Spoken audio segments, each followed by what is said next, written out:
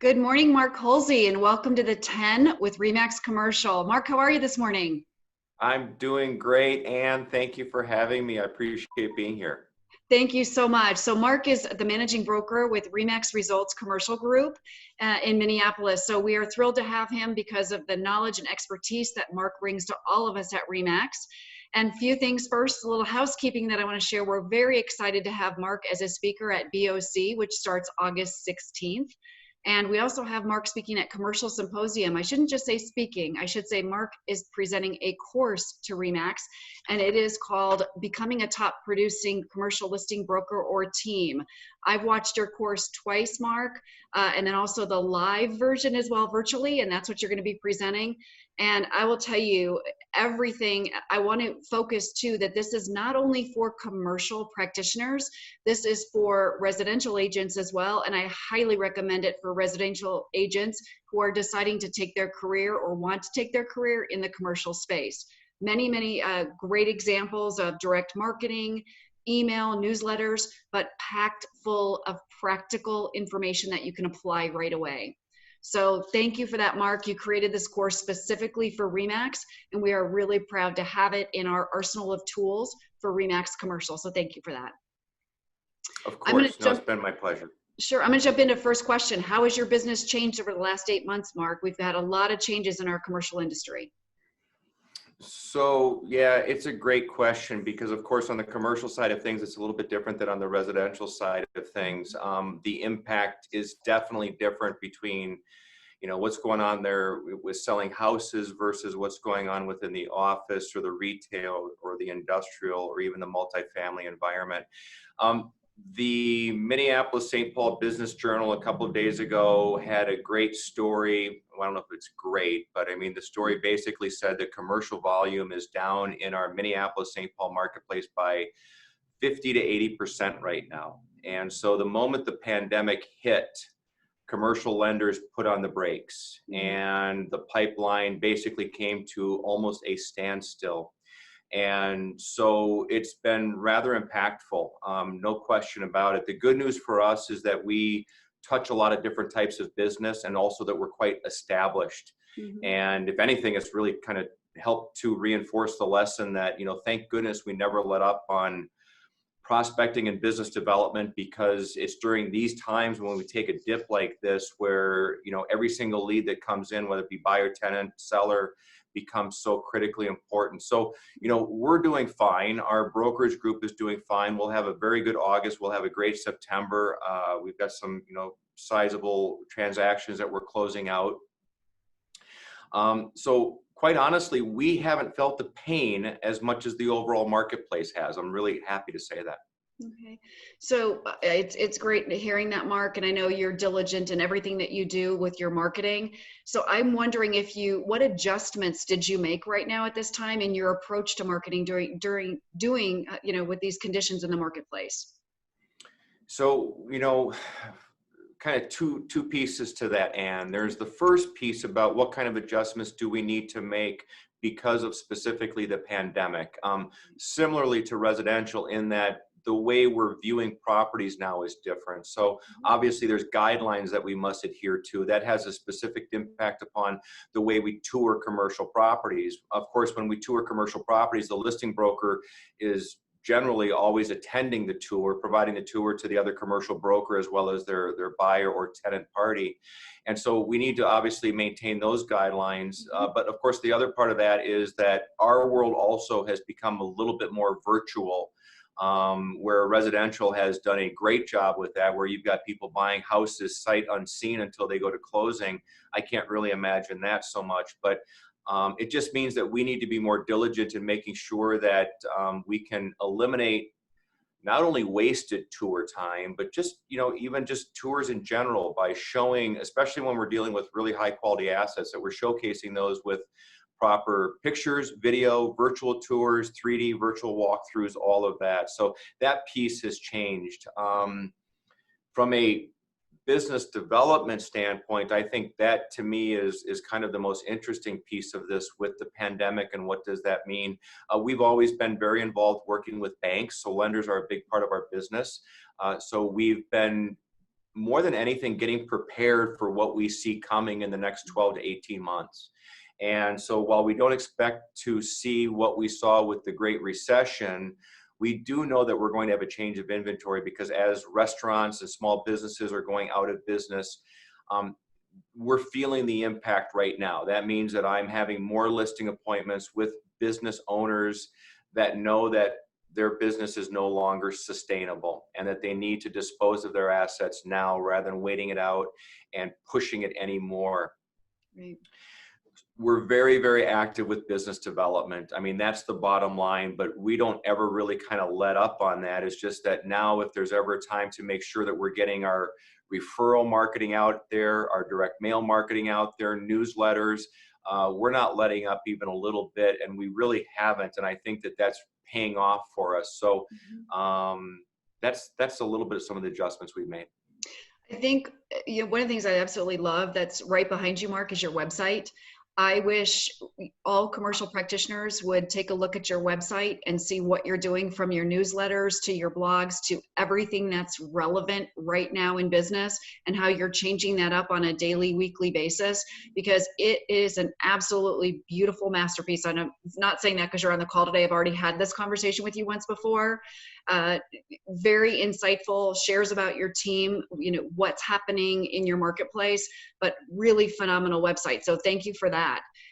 You touched a little bit on what some of the changes are in staying in touch. And now more than ever, you've always stayed in touch with your clients, but now more than ever, what are you thinking in our industry are going to be some of the biggest changes and challenges that are going to be coming up from your perspective? I don't know. I guess if anything, we have to put on our problem solving hats. And we do that on a regular basis anyhow. But all I mean when I say that is that when we go in and meet with customers, we need to understand their situation. It's not a matter of going in there saying, here's my listing documents, go ahead and sign off on that and we'll get your property listed. I mean, there's a lot more to this. It's not a matter of just feeling out what is their pain. It's not just even a matter of understanding what their objective is. We need to really understand the whole story so that we can give them the proper guidance and advice. And so what I mean by that is sometimes it might be as easy as just simply saying we need to get this property on the market. But sometimes it might be a matter of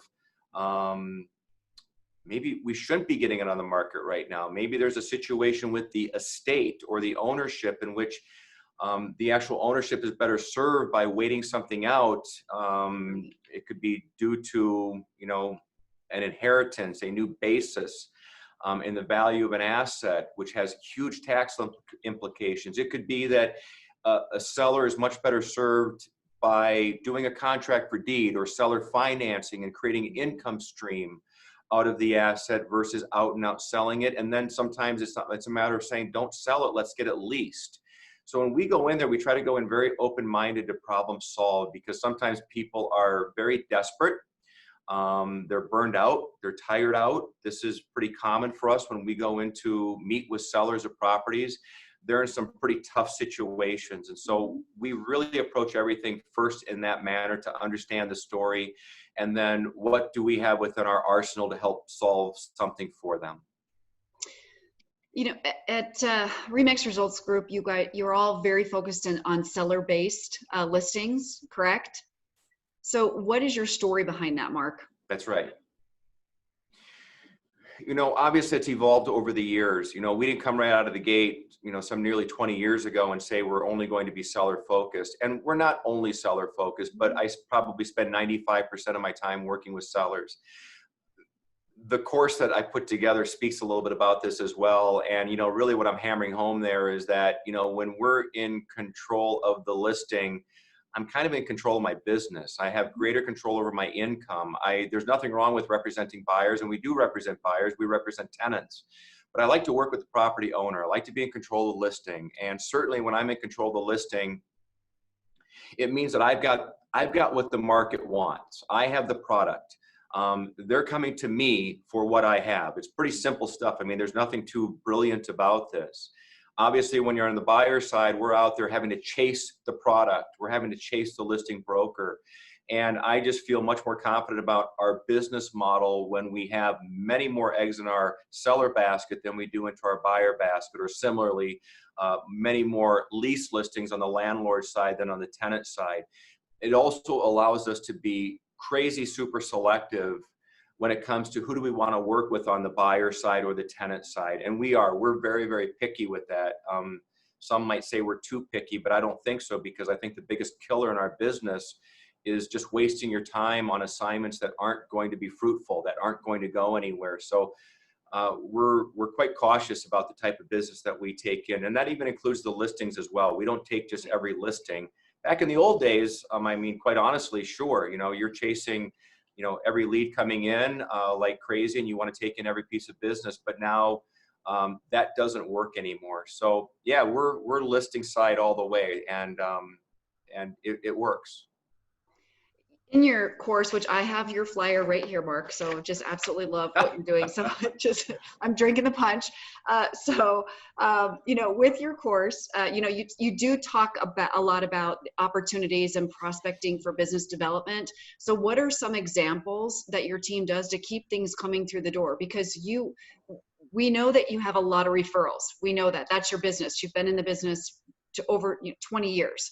So that being said, what are you doing to keep that new business coming in from a referral basis as well? What's some examples?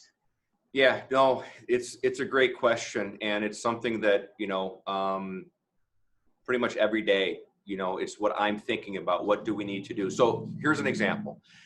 Yesterday we delivered a referral campaign through Constant Contact, through an email program.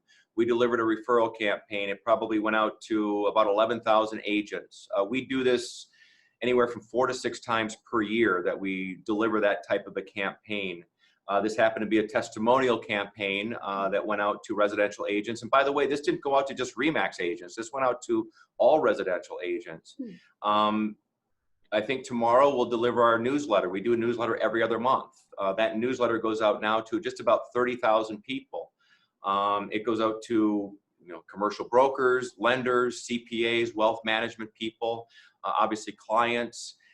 That will go out. So we had a mailing go out this week. So some direct mail went out the door. And then of course our brokers are still making sure that they're doing some level of business development. And I would say in this last week, we've probably taken in probably 6 referrals that have come in the door that we're also working through. So, but that's the goal. I mean, we don't prospect, 1 or 2 or 3 days a week, and we don't block out an hour or two on a Thursday or a Tuesday to do prospecting. I am so cognizant of the idea that I need to have a mammoth pipeline. There can't be too many leads coming in. Mm-hmm. And so we're making sure that we're working on delivering lots of pieces all the time so that we remain top of mind with literally thousands of people, thousands of professionals and influencers. So that's a little bit about what we're doing right now, but there's much more than that too. So I know that you have a team. So for those on this Zoom today that don't realize you have a team, so let's talk about that. One, I want to talk about why you believe the CCIM is so important to those on your team, but what is the biggest advantage to team approach? And also for those on this today, Mark has a #1 team. So congratulations again to you and your team. But let's talk about the team approach and what the advantages for you are. Sure. We can't function without a team. And I'm not saying that everybody needs to have a team. We're a small team. We're a small team on purpose. I call it concise. So we're very concise and we're very focused. I'm not interested in having a large team for the sake of having a large team. We purposely want to have what I would call a smaller team that does very, very high production. I kind of built this little business. We are a commercial investment boutique brokerage within a very large brokerage. RE/MAX Results is 1,100 agents across 40 offices. And so we're a mammoth RE/MAX franchise. But I run a little boutique firm, and we're very much an independent brokerage within a very big residential firm, and everything we do on our own. It just so happens that I'm associated with RE/MAX Results, and we are RE/MAX Results Commercial Group. But to the team question, Ann, we actually work like a team. So that means that we partner up with each other. I have Jesse, who's our operations manager, and Jesse's fantastic. Jesse runs the ship. By her running the ship, it allows me to do what I do best, and that is transact. That is meeting with clients, problem solving, taking in new business, closing business. And I'm very focused on actually those activities, and that is generating new business, prospecting, business development, getting the listing, and closing the listing. And then I want to make sure that I have support along the way for basically everything else. And that might be helping pulling together valuations, obviously building, offering memorandums, OMs, building OMs, implementing all these marketing programs. The other part, and that's so important about a team, that we find a lot, and I personally find a lot, is that it gives our clients an opportunity to not just have to work with me. And that's a really good thing. Whether I'm teaming up with Hayden or Doug or Sawyer or Jake, and I always have Jessie, our operations person, who's in constant contact with our clients. She's delivering the emails, whether it be about the tours, the monthly status reports that we put out to them. So our clients get to deal with multiple people in the group, and we all have different personalities. And sometimes I might be well suited for a particular client, and an equal amount of time I may not be well suited, that maybe I'm going to be a little too much for somebody, and they're going to find that they like working with Jesse on a communication basis more, but they want me to handle the transaction, or they enjoy working with Hayden or something like that. So I think even from a personality point of view, I think it works really, really well. But from a capacity point of view, it's critical. There's no way that we could have the capacity to do the transactions that we do without having multiple team members. We're also not built on that we need to go do 200 transactions a year or 150 transactions a year. That's not our thing. I would rather move up into asset size and make sure that we're doing, volume through sizable assets versus just saying we need to go grind out 5 closings every week. That's not the way it is in what we do. And thank goodness for that, because it means that we can have a life. And none of this is worth it if we don't have a life. And our team helps all of us to kind of help maintain that balance. So I hope that answers your question. It does. And what I like about that answer, Mark, is the fact that everyone in your team, you've already set up expectation, with your sellers from the beginning, that even though Mark Halsey is the team leader, it's not the Mark Halsey show, if you will. And I mean that respectfully. It's sure. Everyone has a purpose. And to your point, you understand that, hey, if you are really not the voice and connecting with that client, there's another member on your team that's going to, taking that ego out of the way. So I appreciate that, transparency and the fact that that's how a true team really, really works. That's how everybody is able to take on more if you choose to do that, or whatever those different deals are. So great information. We have a question that came in, so I was looking down at my phone for that. So what advice would you give a new or newer commercial real estate professional right now? That's pretty simple. It's pretty simple advice. I think everybody understands that what we do in commercial is complicated. And I'm not saying that frivolously, lightly. I'm saying that it's the way it is. And again, it is one of those deals like in life when you don't know what you don't know. And someone can think, well, how big of a deal can it be if I'm knocking it dead out there selling houses? I can move over to this commercial side and start moving offices or retail or industrial or land or whatever. And it's not quite that way. There's a tremendous amount to this. There's a lot to know and there's a lot to learn. It's a lifetime of learning, honestly. I've been at this forever. I mean, decades, and licensed in Chicago in like 1983. So I'm a lifelong real estate guy, and I'm learning. I'm always learning. I love learning. So education, just that simple. Education, education, education. You can't ever stop. I don't care if it's RE/MAX University, maybe it's CCIM, maybe it's not necessarily even getting a designation within CCIM, maybe it's just knocking out CCIM 101, so at least you're out there and you can talk the talk, and most of that's going to be about valuation. Okay, we're numbers people here, we're investment experts. Now we can say experts just simply because we've been doing it so long, so we can speak to an expertise level when it comes to commercial investment properties, from the very smallest to the most high-end net lease investments. But no question about it, you need to know that you're always diving in to learn more. Right. And so do that. And then, of course, associate yourself with someone who's doing it or who has been doing it that's willing to share information. And that's not always the easiest thing to find in this business. So not always can you just find someone that's willing to say, sure, come on in and you know, you can watch over my shoulder to figure out what it is that we're doing. Commercial brokers just by nature is kind of a little bit of a different kind of group and crowd. It's a very, very competitive. It's not, you know, everybody's welcome kind of a situation. We like to hold tight to who we are and what we do and all the rest of it, which again is all the more reason to find good education on RE/MAX University or CCIM. So one of the things that we challenged you with, and I say it's a challenge, you are a great teacher with your team. So we at RE/MAX asked you to come up with the beginning intermediate course, if you will, and absolutely love the information that's in the course. What drives you every day? So when you first learned, when you first started in your career path, what would you tell yourself that you wish you would have known back then versus now? One of the things you mentioned is partnering, because I will share, you're right, RE/MAX Commercial, different group altogether in the sense of what we want to share, what we don't want to share, what we keep close to our pocket. One of the things I like about your class is then you go on to the coaching aspect. So I want to talk about what you wish you would have known then versus now, and why it's important for you to teach this course and give more information to agents, whether just starting in their career or seasoned vets.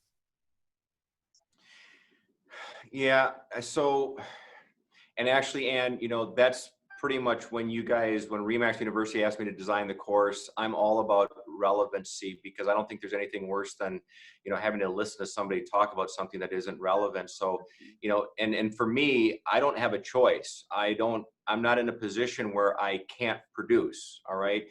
When I get up in the morning, I've got to be a producer. So, and that might sound kind of weird, but it's not. I mean, when you have to do that, you start to figure out the formula to make that work. And that's what I've had to do over all these years. And that's just simply because I have very large personal obligations that I need to fulfill upon. So Right. I have to be a producer. I have to be an earner. Now, the good part is my personality is well suited for that.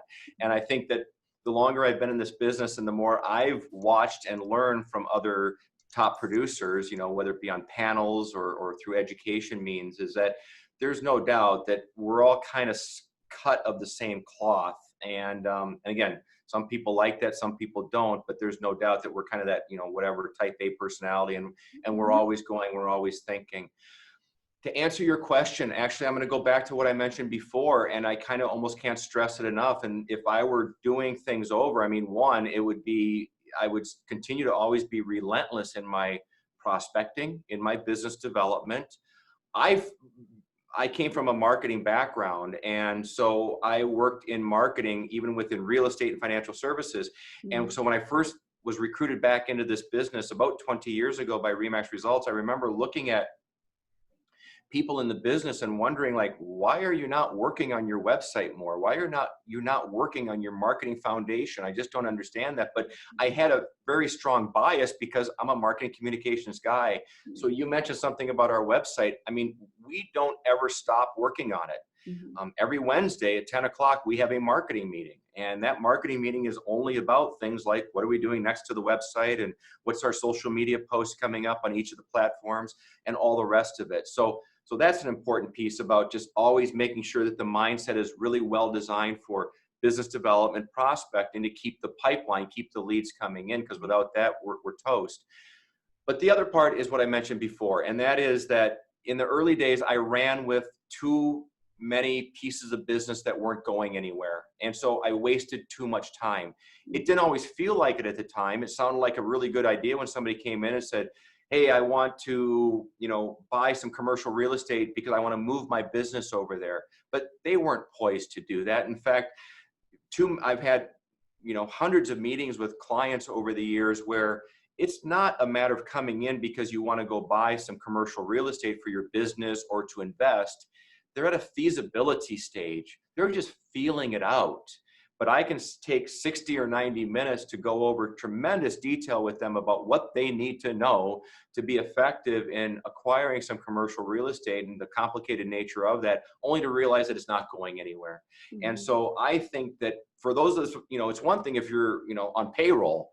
If you're on payroll, hey, no problem. Take all the time you want to go work on whatever projects you want. But for those of us that are commission based, we can't afford to take on 6 different clients, none of whom are ever going to get to a closing table. So again, discernment, being super picky about who it is that we want to work with. So I like the fact that you talked about relevancy, because updating websites, when a client comes to a website and they were look at Ann Miller's website versus Mark Holsey, they're going to stay on Mark Holsey's website. If they were to look at Ann Miller's website, they would immediately click through a couple or even get to that front screen if it's not updated and they've moved on. So you're not going to get that second glance. So kudos to you for constantly improving it all the time. The last question I have, Mark, before we need to go is content. So regarding your newsletter that you said you put out every other month, what type of content are you putting in your newsletters? So there too, relevancy. I mean, that's the key word around this place. If it's not relevant, it doesn't belong there. If I'm not giving information that doesn't provide value in one form or another, I'm wasting time. And so what that might mean for a newsletter is we're always going to have an article. That article becomes part of our blog page. So we've been building out our blog page for some time that has true relevant articles. Obviously, it helps with our positioning. So when clients are vetting us, they can come to see that, we are what we say we are because we're out there publishing material. And of course, we're also showcasing properties that we've sold, properties that are pending. So we're showcasing our inventory. And that's just hugely important because there too, I'm serving my sellers and my landlords by making sure that I'm getting their properties out through another channel to thousands and thousands of relevant people to see that property. So yeah, I hope that answers your question. It does. Is there a way for agents to subscribe to your newsletter? Yeah, I think just if nothing else, bounce over to our webpage, resultscommercial.com. And whether it's you can just hit us with an email and just say, put us on your list. You're welcome to do that. There might be a newsletter, sign up for the newsletter thing here too.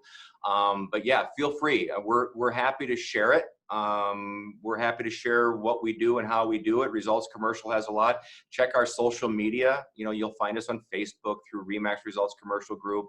And we do some Instagram and Twitter, LinkedIn, all that kind of stuff. So feel free, if there's something that we're doing that can help your business, by all means, take a look at what we're doing.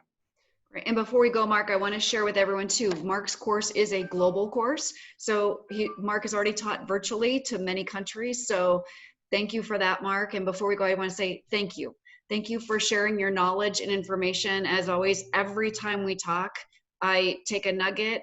When I've taken your course, I take a lot of relevant information. So thank you for that. You're always helping us. You can find Mark's course, which again is called Become a Top Producing Commercial Listing Broker or Team, on RE/MAX University. Mark occasionally has live courses as well that you can hop into. So we'll post those, but you'll see Mark at BOC again, and you will see Mark at Commercial Symposium. So thank you for all you do for RE/MAX, Mark. I really appreciate you, and you need to know that. So thank you. Well, back at you.